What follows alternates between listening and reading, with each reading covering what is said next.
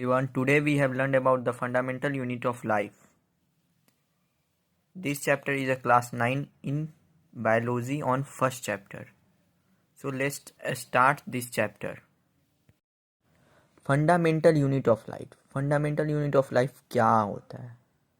कोई भी बॉडी जो रहता है आपका शरीर में, जितने भी सेल होते हैं वो सब एक फंडामेंटल यूनिट्स में होते हैं. वो एक दूसरे से अटैच होकर के आपका एक बॉडी क्रिएट करते हैं. फॉर एग्जांपल आप इसका ब्रिक्स लीजिए. ब्रिक्स से एक दूसरे को अटैच कर करके आपका एक मकान बनता है. उसी तरह आपका बॉडी में भी इतने सारे सेल हैं जिसको अटैच करके आपका जो है बॉडी ग्रोइंग हुआ. हम लोग इस चैप्टर को एक एक लाइन से रीड आउट करते हुए आगे बढ़ेंगे और एक एक मेन पॉइंट को अंडरलाइन करेंगे. ये चैप्टर मैं आप लोगों को NCERT क्लास 9 के बुक से पढ़ा रहा हूँ, जो कि बहुत थ्योरी टाइप, मतलब बहुत अच्छा से इसमें एक्सप्लेन किया हुआ है. बस इसको एक एक पार्ट आप लोग को समझना होगा. So let's start. The fundamental unit of life. Well examine a thin slice of cork. Robot hook so that the cork resemble the structure of honeycomb consisting of many little compartments. आप लोग को cell के बारे में कैसे define हुआ? Robert Hooke नाम के एक साइंटिस्ट थे जिन्होंने कॉर्क के मदद से, आप लोग देखे होंगे एक कॉर्क है, कॉर्क मतलब देखे होंगे कॉर्क को, तो उसमें भी छोटे छोटे मतलब पार्टिकल्स रहते हैं और उसको जोड़ करके एक कॉर्क बनाया जाता है. मतलब समझिए, तो फॉर एग्जांपल कॉर्क का एग्जांपल लिया गया सेल के through. Structure of a honeycomb consisting of many little compartments. Cork is a substance which comes from the bark of a tree. This was the year 1665 when Hooke made this chance observation through a self design in microscope. जो cork थे वो लोग cork को जो है मैक्रोस्कोप, यानी देखिए मैक्रोस्कोप, इसमें वो लोग यहाँ पर वो लोग अंदर में मतलब रख करके उसको फाइंड किए, तो उसमें देखा उन लोगों ने कि बहुत छोटे छोटे पार्टिकल्स से अटैच होकर के, यानी समझिए तो एक तरह से छोटे छोटे पार्टिकल्स को सेल. और क्वेश्चन ये भी होता है कि cell is a most unit, मतलब क्या उसको कह सकते हैं आपकी, मतलब tiny particles of the body. Cell is the tiny particles of the body. Cell is a Latin words यानी little room. Cell is a Latin word यानी little room. This may be seen to a very small and insignificant incident, but it is a very important in the history of science. यह जो है ये chapter जो है history of science में बहुत important है, बहुत मायने रखता है. मतलब समझिए तो आप बायो का जो स्टार्ट करते हैं ना, बायो अगर आप लोगों को इन फ्यूचर लेना होगा तो ये चैप्टर आप लोगों को 11 में या 11 में नहीं 12 में आप लोग को बहुत ज़्यादा एक्सप्लेन करके पढ़ाया जाएगा. This was the very first time that someone had observed that living things appear alongside of separate units. The use of the word cell to describe this unit is still this day in biology. Let's find out about a cell. अब हम लोग को उठता है question उठेगा कि let's find out about cell. अब हम लोग सेल के बारे में फाइंड करें, सेल को हम लोग कैसे फाइंड किए, सेल के बारे में जाने. तो पहला आता है what are a living organism made up of. Living organism made of, मतलब लिविंग ऑर्गेनिज्म बने कैसे, यानी हम लोग इंसान जो है, इंसान हम लोग बने कैसे. ये कुछ एक्टिविटी है जिसको आप लोग को खुद से रीड आउट करिएगा. अब देखिए यहाँ पे आता है व्हाट डू वी ऑब्जर्व. जब आप इसमें मैक्रोस्कोप में आप मतलब कोई भी चीज़ को आपको अगर सेल फाइंड करना है तो मैक्रोस्कोप में आप प्याज का छिलका रखिए, उसमें भी आपको सेल दिखेंगे, छोटे छोटे पार्टिकल्स अटैच हो करके. देखिए आप यहाँ पे एक फिगर देख रहे होंगे, देखिए छोटे छोटे पार्टिकल, जैसे ये पार्टिकल्स अलग हुए, ये पार्टिकल्स अलग हुए, ये सब जो है अटैच हो करके जो है सेल बनते हैं. और ये जो बीच वाला पार्टिकल्स रहता है, ये देखिए इसको हम लोग क्या कहते हैं, न्यूक्लियस कहते हैं. और ये जितने भी लंबे लंबे पार्टिकल्स हैं इसको हम लोग सेल्स कहते हैं. अब हम लोग चलते हैं next. We can try preparing a temporary mounds of peels of onions of different sizes. हमने पहले भी आपको एग्जांपल दिया कि ओनियंस यानी प्याज के छिलके को आप देखिएगा तो प्याज के छिलके भी अलग अलग टाइप्स के रहते हैं, मतलब एक दूसरे से अटैच्ड रहते हैं। देखिएगा आप प्याज का छिलका, तो मैं आपको उसका एक वीडियो दूंगा, शॉर्ट्स वीडियो दूंगा कि सेल्स कैसे होते हैं प्याज के छिलके में, आपको मैं दिखाऊंगा। What do we observe? Do we see a similar structure और different structure?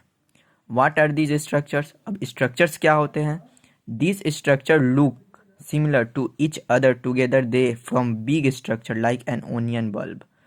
We find from this activity that onion bulbs of different sizes have a similar small structure visible under a macroscope. हम लोग मैक्रोस्कोप में छोटे चीज़ को बड़ा भी देख सकते हैं और बड़ा चीज़ को हम लोग छोटा भी देख सकते हैं। The sale of onion peel, well, all look the same regardless of the size of the onion they come from. This small structure that we see are the basic building units of the bulb, units of the onion bulb. These are made up of cells. और भी बहुत सारे जितने भी चीज़ को बनाया जाता है वो क्या चीज़ से बनाया जाता है? सेल से। Cell is a bricks of the body. However, there are also single cells that live on their own. अब आते हैं, हम लोग पढ़ते हैं रॉबर्ट हुक ऐसे साइंटिस्ट थे जिन्होंने पहली बार सेल के बारे में डिस्कवर किया, फर्स्ट टाइम। उसके बाद बहुत सारे साइंटिस्ट आए जो सेल के बारे में तरह तरह के डिस्कवरी करते रहे, लेकिन सबसे पहले किन्होंने डिस्कवर किया था? रॉबर्ट हुक ने सेल को। क्या चीज़ पे डिस्कवर किया था? कॉर्क पे। ये क्वेश्चन पूछा जाता है एग्जाम में कि रॉबर्ट हुक कौन थे? Who was a discovered in a cell, question आएगा और रॉबर्ट हुक के बारे में पूछा जाएगा, इसलिए मैं इसके बारे में थोड़ा सा छोटा सा लिखा हुआ है, मोर टू नाउ, तो उसके बारे में थोड़ा सा हम लोग पढ़ेंगे, उसके बाद ही हम लोग आगे बढ़ेंगे। Cell were first discovered by Robert Hooke. Cell को किसने डिस्कवर्ड किया था? रॉबर्ट हुक ने। किस ईयर में? तो 1665। He observe the cells in a cork slice with the help of a primitive macroscope. वो क्या चीज़ पे सेल को डिस्कवर किए थे? कॉर्क पे। कॉर्क के जो स्लाइस होते हैं उस पे उन्होंने डिस्कवर किया था सेल को, और उसको किसने, मतलब कॉर्क के जो स्लाइस थे उसको किस में उन्होंने देखा था? मैक्रोस्कोप में। Leeuwenhoek 1674 with the improve a macroscope, उन्होंने मैक्रोस्कोप को इम्प्रूव किया। Discover the free living cells in pond water from the first time. जब बॉडी का लिविंग सेल्स के बारे में जिन्होंने डिस्कवर किया पहली बार, it was a Robert Brown in 1831 who discover the nucleus in the cell. अब सेल में आप लोगों को मैंने यहाँ पे देखिए आप लोग को बताया था मैंने कि ये न्यूक्लियस जो है इसको किसने डिस्कवर किया था? रॉबर्ट ब्राउन ने। इन किस ईयर में? 1831। Who discover the nucleus in the cell? Punni Kinji in 1839 coined the term protoplasma from the fluid substance of the cell. The cell theory that all the plants and animals are composed of the cell, that cell is the basic unit of life, was present by the biologist. Cell का definition आपको यहीं पे दिख जाएगा, देखिए, the cell theory that all the plants and animals are composed of the cell and that the cell is the basic unit of life. Basic unit of life होता है, मतलब समझिए तो बेसिक चीज़ होता है। अगर आपके बॉडी में सेल नहीं रहेगा तो आप लोग का बॉडी कभी दिखेगा ही नहीं, मतलब आप लोग हड्डी पूरा एकदम दिखिएगा। was represented by two biologists, Sanklinden 1838 and Senkman 1839. The cell theory was the further expanded by the Virchow. Cell theory कब expanded हो गया पूरा? Virchow in 1855 by suggesting that all cell arise the pre-existing cells. With the discovery the electron in macroscope in 1940, it was possible to observe and understand the complex structure of the cell and its various organelles. The invention of the magnifying lens led to the discovery of the macroscopic world. It is now known that a single cell may consist a whole organism in amoeba, chromosomes, and parenchyma and bacteria. These organisms are called the unicellular organism. ये जितने भी ये चीज़ हैं, क्रोमोडोम्स और प्रेमेक्रम्स and bacteria जो हैं, और यहाँ पर एक है आपका एमोइबा, ये सब क्या है आपका यूनिसेलुलर ऑर्गेनिज्म, यानी ये लोग सिंगल हैं, सिंगल यूनिसेलुलर ऑर्गेनिज्म है ये लोग, मतलब सिंगली रहते हैं, मतलब on the other hand many cells groups, और बहुत सारे ग्रुप्स जो है एक दूसरे से जो है मतलब सिंगल बॉडी से अटैच रहते हैं, and assume a different function in it to form various body parts in many cellular organism, यानी मल्टी मतलब मैनी, बहुत सारे, such as some fungi, plants and animals. Can we find out names of some more unicellular organism? क्या आप find कर सकते हो? तो आप लोग 5 नाम लिख करके जरूर कमेंट सेक्शन में बताइएगा कि मतलब यूनिसेलुलर ऑर्गेनिज्म कौन है और मल्टी सेलुलर ऑर्गेनिज्म कौन सा है. Every multicellular organism has come from a single cell. How cell divides to produce their of their own kind. All cells thus come from pre-existing cells. देखिए ये सब cell के फिगर बनाए हुए, smooth muscle cell, blood cells, देखिए blood cells ऐसा रहता है, इसके जितने में बीच में छोटे छोटे दाना है उसको क्या कहते हैं हम लोग, नहीं ये कहते हैं न्यूक्लियस कहते हैं. और ये देखिए नर्व सेल्स हो गया, मतलब नर्व सेल्स आपके बॉडी में होता है जिसको आप लोग नस कहते हैं हिंदी में. ये ओव्यूम हो गया, फीमेल बॉडी में रहता है ये बोन सेल्स हो गया, और ये स्पर्म हो गया, फिर ये फैट सेल हो गया, ये various cells from the human body. ये सब सेल्स जितने भी हैं हमारे ह्यूमन बॉडी में अटैच्ड हैं अभी भी. The shape and size of cell are related to the specific function they perform. Some cells like amoeba have a changing a shape. amoeba जो है वो समय समय पे मतलब दिन प्रतिदिन जो है वो अपना शेप चेंज करते रहता है. इन some cases the cell shape could be more or less fixed particular for a particular type of cell. From example, nerve cell have typical shape. nerve cell ये सब जो है typical cell shape में रहते हैं. Each living cell,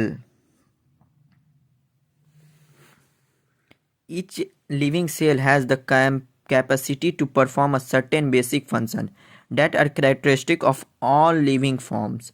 How does a living cell perform their basic functions?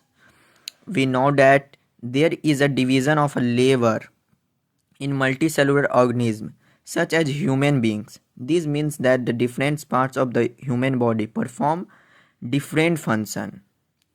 The human body has a heart to pump a blood, a small stomach to digest food, and so on. Similarly, division a liver is also seen within a single cell. In fact, each such cell has got a certain specific components within it known as a cell organelles. Each kind of cell organelle perform a special function, such as making new material in the cell, clearing up the waste material from the cell, and so on. A cell is capable to live and perform all its functions because of these organelles. These organelles together consist the basic unit called the cell. Cell का देखिए यहाँ पे आपको what is cell. अब आप लोग को यहाँ पे मैं एक क्वेश्चन लिखता हूँ, व्हाट इज सेल. देखिए सेल का मैं यहाँ पे डेफिनेशन आप लोग को लिख देता हूँ. देखिए यहाँ पे एकदम सिंपल वर्ड में आप लोग को देखिए यहाँ डेफिनेशन दिया हुआ है. These organelles together constitute the basic unit called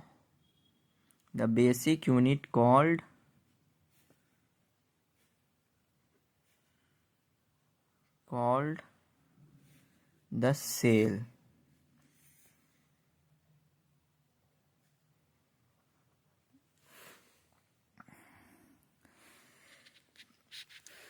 देखिए ये डेफिनेशन है, आप लोग इसको अंडरलाइन अपने एनसीईआरटी बुक में कर लीजिएगा। देखिए these organelles together constitute the basic unit called the cell. It is interesting that all cells are found have some organelles, no matter what their function is or what organelles they found in.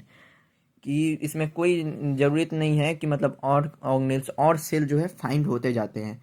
अब मेरा next topic होगा 5.2, what is a cell made up of, cell कैसे बनते हैं, and what is the structural organisation of a cell, structure जो रहता है उसका ऑर्गेनाइजेशन ऑफ अ सेल क्या होगा, इसके बारे में हम लोग नेक्स्ट क्लास में नेक्स्ट वीडियो में मैं आप लोगों को बताऊंगा। अभी यहाँ पे आप लोगों को 2 क्वेश्चन दिया हो, जैसे कि मैंने पहले भी आप लोगों को who discover a cell and how, कैसे डिस्कवर किया, यह एकदम इंपॉर्टेंट क्वेश्चन है। ये जो 1 नंबर का क्वेश्चन है आपका, बहुत very very important this question, और ये सेकेंड भी बहुत इंपॉर्टेंट है। इसलिए आप लोगों से रिक्वेस्ट है कि आप लोग ये दोनों का आंसर जो है ग्रुप में ज़रूर से ज़रूर बताएं।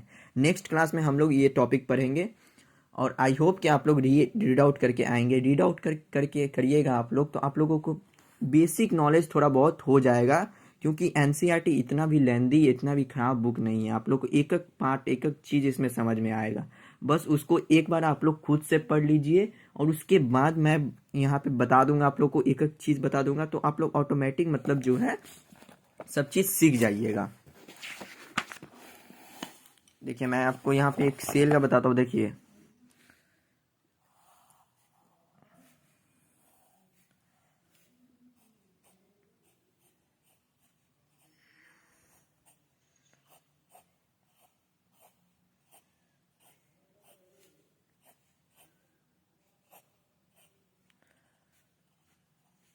देखिए ये जो जितने भी ये सब, ये जितने भी घेरे हैं आपके, ये जितने भी घेरे, इसको हम लोग क्या कहते हैं, सेल्स कहते हैं। और ये जो बीच में जितने भी पॉइंट है, ये जो बीच में पॉइंट है, इसको हम लोग क्या कहते हैं, न्यूक्लियस कहते हैं, न्यूक्लियस। आई होप कि आप लोगों को इतना ये चैप्टर समझ में आया होगा। थोड़ा बहुत स्टार्टिंग है अभी। मैं अभी वाइट बोर्ड पे नहीं आप लोगों को पढ़ा पाऊंगा, सिर्फ मैं बुक से ही रीड आउट डल पाऊंगा, बिकॉज मैं भी अभी, मुझे भी पढ़ना रहता है थोड़ा, इसलिए थोड़ा टाइम मेरे को सॉर्ट आउट रहता है।